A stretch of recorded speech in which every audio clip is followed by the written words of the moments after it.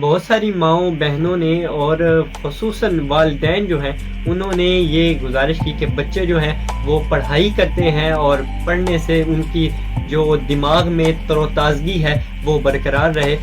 ضروری نہیں کہ آپ چلغوزے کھائیں، پستہ بادام کھائیں، کیونکہ یہ بہت زیادہ مہنگے ہوتے ہیں۔ اس سے کچھ قدرت نے آسان اور سستی چیزیں بھی ہمیں دی ہوئی ہیں جن کے استعمال سے ہم اپنے جو لائف سٹائل ہے اس کو بہتر بنا سکتے ہیں۔ ہم اپنے بچوں کو ذہن کو تر و تازہ اور چڑچڑے پن سے محفوظ کر سکتے ہیں۔ تو اس میں جو سب سے آسان اور سستی چیز ہے وہ سفید تل ہے۔ تو آپ کرنا کیا ہے کہ آپ لے لیجئے 100 گرام سفید تل لے لیجئے اور اس میں 20 گرام شکر ڈال لیجئے، نبات چینی بھی ڈال سکتے ہیں اگر مفید، لیکن مفید جو زیادہ ہے وہ دیسی شکر ہے۔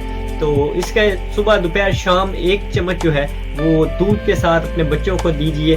بچوں کا چڑچڑا پن ختم ہو جائے گا، دماغ میں تر و تازگی آئے گی، سبق جو ہے وہ ایسے یاد ہو جائے گا۔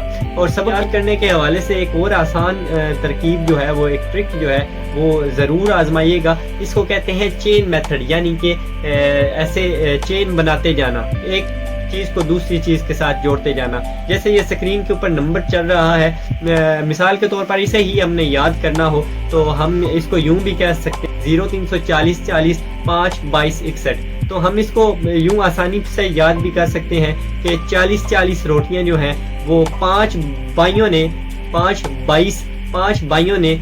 اکٹھے 61 مل کر اکٹھے کھائیں، ٹھیک ہے؟ مطلب 40 روٹیاں 5 بھائیوں نے اکٹھے کھائیں۔